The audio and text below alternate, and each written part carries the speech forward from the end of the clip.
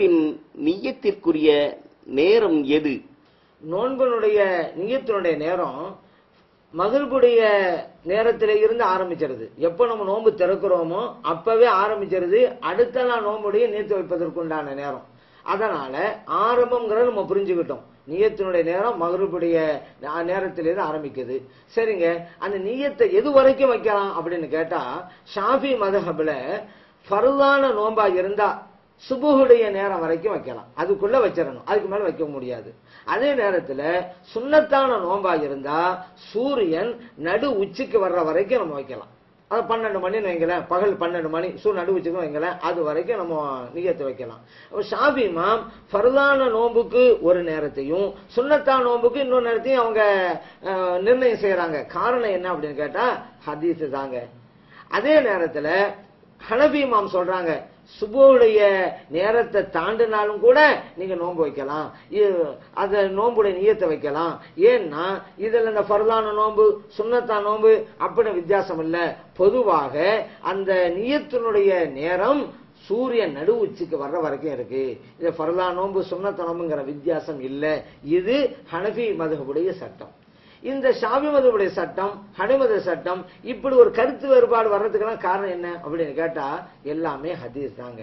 ஹதீஸினுடைய ஆய்வின் அடிப்படையிலே தான் இந்த இருவேறு கருத்து ஏற்படுது அப்படிங்கறத நம்ம அறிந்து கொள்ளணும். உதாரணத்துக்கு பாருங்க, ஷாஃபி இமாம் சொல்றாங்க ஃபர்லான நோன்பா அதை நீங்க சுபுடைய நேரம் வர்றதுக்குள்ள நீங்க வச்சுக்கிறங்க, அதுக்கு பிறகு வைக்க கூடாது அப்படிங்கிறாங்க. காரணம், நபிகள் நாயகம் ஸல்லல்லாஹு அலைஹி வஸல்லம் சொல்றாங்க, மல்லம் யுஜ்மிஉ ஸியாம கப்லல் ஃபஜ்ரி ஃபலா ஸியாம லஹு. யார் ஃபஜ்ருக்கு முன்னால நோன்புடைய நியத்தை வைக்கலையோ அவருக்கு நோன்பே கிடையாதுன்னுட்டாங்க. இது திர்மிதில பதிவு செய்யப்பட்டிருக்கு, அபூதாவுல பதிவு செய்யப்பட்டிருக்கு. அதனால் ஷாஃபி இமாம் சொல்றாங்க ஃபர்லான கடமையான நோன்பா இருந்தா நியத்தை சுபுஹுடைய நேரத்துக்கு முன்னால வச்சிருங்க, காரணம் ஸல்லல்லாஹு அலைஹி வஸல்லம் இப்படி சொல்லிட்டாங்க அப்படிங்கிறாங்க. அதே நேரத்துல சுன்னத்தான நோன்பா இருந்தா சூரியன் நடு உச்சிக்கு வர வரைக்கும் வைக்கலாம், அடுத்த நாள் காலையில கூட நியத்து வைக்கலாம் அப்படிங்கிறாங்க. அதுக்கு என்ன ஆதாரம் அப்படின்னு கேட்டா, நபிகள் நாயகம் ஸல்லல்லாஹு அலைஹி வஸல்லம் ஒரு கட்டத்துல ஆயிஷா சித்திகா ரலியல்லாஹு அன்ஹா அவங்களுடைய வீட்டுக்கு வர்றாங்க. கேக்குறாங்க, ஹல் இந்தக்கும் ஷையுன், உங்கள்கிட்ட சாப்பிடுறது ஏதாவது வச்சிருக்கீங்களா தாங்கலாம் அப்படிங்கிறாங்க. ஆயிஷா சித்திகா ரலியல்லாஹு அன்ஹா சொன்னாங்க, ஒண்ணுமே இல்லை யா ரசூலல்லாஹ் அப்படிங்கிறாங்க. பாத்தீங்களா ஸல்லல்லாஹு அலைஹி வஸல்லம் வாழ்க்கை எப்படி இருந்துச்சு பாத்தீங்களா? வீட்டுல உண்பதற்கு உணவே இல்லைங்க, அந்த மாதிரி கட்டமெல்லாம் இருந்திருக்கிறது, ஒண்ணும் இல்லைங்கிறாங்க. இப்ப இந்த கட்டத்துல நபிகள் நாயகம் ஸல்லல்லாஹு அலைஹி வஸல்லம் சொன்னாங்க, அப்படியா இன்னி சாயும், அப்படியா நான் நோன்பாளி அப்படிங்கிற நியத்தை இப்ப நான் வச்சுக்கிட்டேன் அப்படின்னாங்க. இந்த ஹதீஸ் முஸ்லிம்ல பதிவு செய்யப்பட்டிருக்கிறது. இதன் அடிப்படையிலே தான் ஷாஃபி இமாம் சொல்றாங்க சுன்னத்தான நோன்பா இருந்தா அடுத்த நாள் காலையில் கூட வைக்கலாம். ஏன் நபி நாம் ஸல்லல்லாஹு அலைஹி வஸல்லம் அவர்கள் காலை நேரத்துல தான் நியத்து வச்சாங்க. அது ஃபர்லா நோன்பு கிடையாது, சுன்னத்த நோன்பு தானே. சாப்பிடறது ஏதாவது கேட்கறாங்க, ஒண்ணு இல்லங்கிறதுனால தான் நோன்பு வைக்கலாம் முடிவுக்கு வர்றாங்க. நோன்பு வைக்கலாங்கிற முடிவுக்கு வர்றது காலை நேரம், அந்த நியத்தை அப்பதான் வைக்கிறாங்க, இன்னி சாயும் நான் நோன்பு வைக்கிறேன் அப்படின்னு சொல்லி. அதனால நபிகள் நாயகம் ஸல்லல்லாஹு அலைஹி வஸல்லம் அவருடைய இந்த ஹதீஸின் அடிப்படையில சுன்னத்தான நோன்பா இருந்தா அடுத்த நாள் காலையில வைக்கலாம், சூரியன் நடு உச்சிக்கு வர்ற வரைக்கும் வைத்துக் கொள்ளலாம் அப்படிங்கிறாங்க. பாத்தீங்களா, ஷாஃபி இமாமுடைய சட்டம் குர்ஆனுடைய ஆயத்தினுடைய அடிப்படையிலும் அதே போல ஹதீஸினுடைய அடிப்படையிலும் தான் அமைந்திருக்கின்றன. நீங்க எந்த சட்டமா இருந்தாலும் சரிதான் அப்படித்தாங்க இருக்கும். வேற குர்ஆனுக்கும் ஹதீஸுக்கும் அப்பாற்பட்டு இன்னொன்றை ஆராய்ச்சி பண்ணி சொல்லல, எல்லாம் குர்ஆனும் ஹதீஸ் தான் அப்படிங்கிற நம்ம இது புரிஞ்சு கொள்றோம். அதே போன்று ஹனஃபி இமாம் சொல்றாங்க, நீங்க ஃபர்லா நோம்புனும் பார்க்க வேணாம், சுன்னத்தா நோம்புனும் பார்க்க வேணாம், மகரிபில நேரம் ஆரம்பமாயிருச்சு, அடுத்த நாள் பகல் அந்த நடு உச்சிக்கு சூரியன் வர்ற வரைக்கும் டைம் இருக்குது அப்படிங்கிறாங்க ஹனஃபி இமாம் அவர்கள். காரணம் என்ன?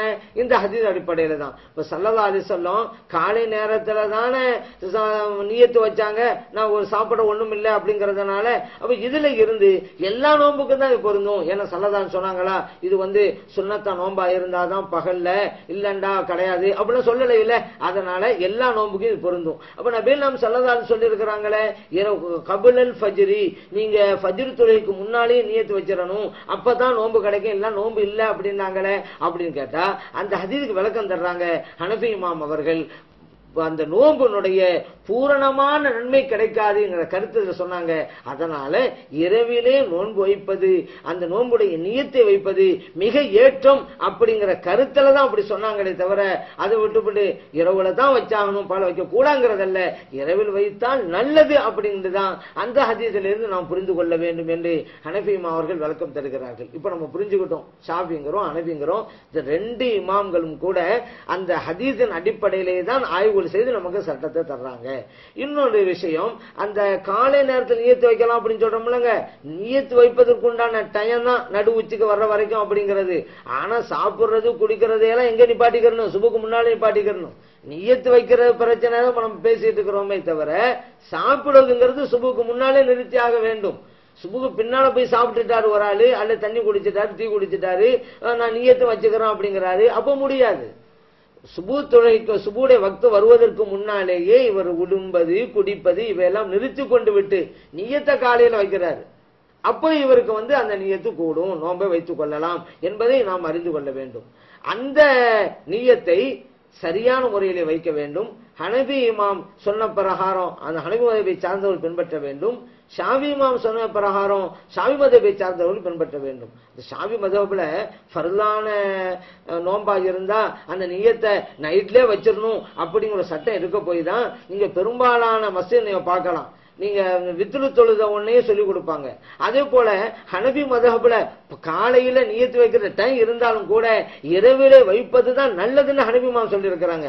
அதன் அடிப்படையிலே தான் தராவி தொழுதுட்டு அப்புறம் வித்ரையும் தொழுதுட்டு இந்த நியத்தை சொல்லி கொடுப்பாங்க. சொல்லி கொடுக்க காரணம் என்ன அப்படின்னு கேட்டா, இங்கேயே நியத்து வச்சிருங்க, ஏன்னா வீட்டுக்கு போறீங்க, சஹருக்கு நீங்க எழுந்திருக்கலாம், எல்லாமலும் இருந்துடலாம், அப்ப இரவிலே நியத்து வச்சோம் அப்படிங்கிற ஒரு பேர் உங்களுக்கு கிடைக்காம போயிரும். அதனால இப்பொழுது நாம் நியத்து வைத்துக் கொள்வோம் அப்படிங்கிற அடிப்படையிலே தான் அந்த நியத்து அங்கே சொல்லித்தரப்படுகிறது அப்படிங்கிறத நம்ம அறிந்து கொள்ள வேண்டும். அதே நேரத்தில் இப்போ ஷாஃபி மதபை சார்ந்தவர் இரவு நேரத்தில் ஃபர்தா நோம்புடைய நியத்தை வச்சாக வேண்டும், ஆனால் வைக்கல மறந்துட்டாரு, சஹருக்கு எந்திரிக்கல தூங்கிட்டாருன்னு வச்சுக்கிறங்க. சுபுடைய பாங்குக்கு பிறகுதான் எந்திரிக்கிறாரு. இப்ப இனிமே ஒரு சாப்பிடுறது குடிக்கிறதெல்லாம் முடியாது. அதே நேரத்தில் நியத்தை ஹனவி மதஹப் பிரகாரம் வைத்துக் கொள்ளலாம். இதாங்க பொதுவா சொல்லுவாங்க, இஹ்திலாஃபுல் அய்மா ரஹ்மத்துல் லில் உம்மா. இமாம்களுடைய கருத்து வேறுபாடுகள் இந்த உம்மத்தினருக்கு கிடைத்த மாபெரும் அருட்கொடை அப்படின்னு சொல்லுவாங்க. அதனால இந்த ஷாஃபி மதபை சார்ந்தவர்கள் நியத்து வைக்க முடியலையே அப்படி கவலைப்பட தேவையில்லை. ஹனவி இமாமுடைய அந்த கூற்றை பின்பற்றி காலை நேரத்திலே வைத்துக் கொள்ளலாம். அதனால இமாம்கள் என்ன சொன்னார்களோ அந்த பாதையிலே செல்ல வேண்டும். என்னங்க ஷாஃபிங்கிறீங்க ஹனஃபிங்கிறீங்க, ஆளுக்கு ஒரு சட்டத்தை சொல்றீங்க, என்னங்க மார்க்கம் ஒண்ணுதானே, குர்ஆன் ஒண்ணுதானே, ஹதீஸ் ஒண்ணுதானே, இறைத்தூதர் ஸல்லல்லாஹு அலைஹி வஸல்லம் அவங்க ஒண்ணுதானே, அதே போல அல்லாஹ் ஒருவன் தானே, அப்படி இருக்கும் பொழுது ஏன் ஷாஃபிங்கிறீங்க ஏன் ஹனஃபிங்கிறீங்க இப்படி எல்லாம் சில பேர் கேள்வி வச்சாங்க. இப்படி கேள்வி வச்சோன்னு சில பேர் ஆமா மார்க்கம் ஒண்ணுதானே ஏன் ஷாஃபிங்கணும் ஹனஃபிங்கணும் அப்படின்னு சில பேர் யோசிச்சாங்க. இன்னைக்கு நிலைமை என்ன? இப்படி சொன்னவங்களுடைய நிலைமை என்ன? ஆளுக்கு ஒரு சட்டத்தை போய் சொல்லிட்டு இருக்கிறாங்க. குர்ஆன் ஹதீஸை பின்பற்றினா எல்லாம் ஒன்னா இருக்கலாம், நமக்கு மத்தியில பிரிவினவே தேவையில்லை என்று சொன்னவர்கள் இதை நம்பிங்க சில பேர் அங்க போனாங்க. ஆனா இன்னைக்கு அவங்க ஆளுக்கு ஒரு சட்டத்தை சொல்லிட்டு இருக்கிறாங்க. இப்ப நம்ம கேள்வி கேட்கிறோம், ஏங்க உங்களோட குர்ஆன் ஒண்ணுதானே ஹதீஸ் ஒண்ணுதானே, அதை தான் பின்பற்றி முடிவுக்கு வந்திருக்கிறீங்க, அப்புறம் நீங்க ஆளுக்கு ஒரு சட்டத்தை சொல்றீங்க, ஏன் நீங்க 4-5 பிரிவா போனீங்க, ABCDF எல்லாம் ஏன் பிரிஞ்சீங்க, அதுக்கு நீங்க பதில் சொல்லுங்க. அப்ப நம்ம கேள்வி கேட்டுக்கிட்டே இருக்கிறோம், பதில் சொல்லல. உதாரணத்துக்கு பாருங்களேன், ஜகாத்து அந்த மதுஹப் வேணான்னு சொல்றாங்கல்ல, அவங்கள ஒரு பிரிவு சொல்லுது ஒவ்வொரு வருஷம் கொடுத்தானும், இன்னொரு பிரிவு சொல்லுது இல்ல வாழ்நாள் ஒரு தடவை கொடுத்தா போதும் பிறகு கொடுக்க தேவையில்லை. ரெண்டு பேருமே யாருதான் குர்ஆன் ஹதீஸ் பின்பற்றினா ஒற்றுமையா இருக்கான்னு சொன்னவங்க தான். குர்ஆன் ஹதீஸ் பின்பற்றணும் மதுஹப் தேவையில்லைங்கிறாங்க, ஆனா ஆளுக்கு ஒரு சட்டம் சொல்லிட்டு இருக்கிறாங்க. அதே போல பாருங்க, பிறை பார்க்கறது வச்சுக்கிறோமே, சவுதியில பிறை பார்த்துட்டா போதும் இங்க பார்க்கணும் அவசியம் இல்லை, அவர்கள் ஒரு கூட்டம் சொல்லுது, இன்னொரு கூட்டம் சொல்லுது இல்ல இல்ல அந்தந்த பகுதியில தான் பிறை பார்த்தாகணும், அவங்களே இன்னொரு கூட்டம் சொல்லுது பிறை பார்க்கணும்னு அவசியம் கிடையாதுங்க, அந்த கணக்கீட்டு முறைப்பிரகாரம் தெரிஞ்சு கொண்டாலே போதும் அப்படிங்குது. இவங்க எல்லாம் யாரு? ஏன் ஷாஃபிங்கிறீங்க ஹனஃபிங்கிறீங்க, இது பிரிவினை ஏற்படுத்துது என்று தத்துவம் பேசியவர்கள் தான் குர்ஆன் ஹதீஸை வச்சுக்கிட்டு ஆளுக்கு ஒரு சட்டம் சொல்லிட்டு இருக்காங்க. அப்ப நம்ம கேட்கிறோம், என்னங்க குர்ஆனையும் ஹதீஸையும் வச்சுட்டு இருக்கிறீங்க, ரெண்டு பின்பற்றினா ஒற்றுமை இருக்கலாம்னு சொன்னீங்கல்ல, ஏன் ஆளுக்கு ஒரு சட்டத்தை போய் சொல்றீங்க, அதுக்கு பதில் சொல்லுங்க அப்படி கேட்டுக்கிட்டே இருக்கிறோம், பதில் சொல்ல முடியல. அதே போல பாருங்க, தற்கொலை ஒரு ஆள் செஞ்சுக்கிட்டான், அவனுக்கு ஜனாசா தொழுகை உண்டா இல்லையா, அவங்கல்ல இந்த மதம் வேண்டாம்னு சொல்றாங்கல்ல, அவங்கள ஏ பிரிவு சொல்லுது ஜனாசா தொழுகை இல்லை, அவர்கள பி பிரிவு சொல்லுது ஜனாசா தொழுகை உண்டு. இப்ப நம்ம கேள்வி வைக்கிறோம், குர்ஆன் ஹதீஸ் பின்பற்றினா ஒற்றுமை இருக்கலாம். நீங்க சொன்னது நம்பி சில இளைஞர் உங்கள்கிட்ட வந்தாங்கல்ல, இப்ப நீங்க ஏன் ஆளுக்கு ஒரு சட்டத்தை சொல்றீங்க? அதுக்கு பதில் சொல்லுங்க. ஒரு குர்ஆன் தானே இருக்குது, ஏன் உங்களுக்கு 2 சட்டம் வந்துச்சு? ஒரு ஹதீஸ் தானே உங்கள்கிட்ட இருக்குது, ஏன் 2 சட்டம் வந்துச்சு? சொல்லுங்க. கேள்வி கேட்டுக்கிட்டே இருக்கோம், பதில் சொல்ல முடியல. பதில் சொல்ல முடியாது. அப்போ இதுல என்ன நம்ம புரிஞ்சுக்கணும் கேட்டா, ஷாஃபியா இருக்கட்டும், ஹனஃபியா இருக்கட்டும், இவங்க ஒரு சட்டத்தை சொன்னால் குர்ஆன் ஹதீஸை ஆய்வு பண்ணித்தான் சொல்லுகிறார்கள். வேற எங்கோ இருக்கிற தௌராத்திலும் இஞ்சிலும் உள்ள கருத்தை வச்சு நம்ம எடுத்து தரல. குர்ஆன் ஹதீஸ் தான் அவருடைய ஆய்வு, ஆராய்ச்சி. ஒரு இமாம் இப்படி ஆய்வு செய்கிறார்கள், இன்னொரு இமாம் வேறு வகையில் ஆய்வு செய்கிறார்கள். 2 பேரும் ஆதாரமா குர்ஆன் ஹதீஸை தான் எடுக்கிறார்கள். அதன் அடிப்படையிலே தான் இந்த நியத்து வைக்கிற நேரத்தினுடைய கருத்து வேறுபாடும் ஏற்பட்டது என்பதை நாம் புரிந்து கொள்ள வேண்டும்.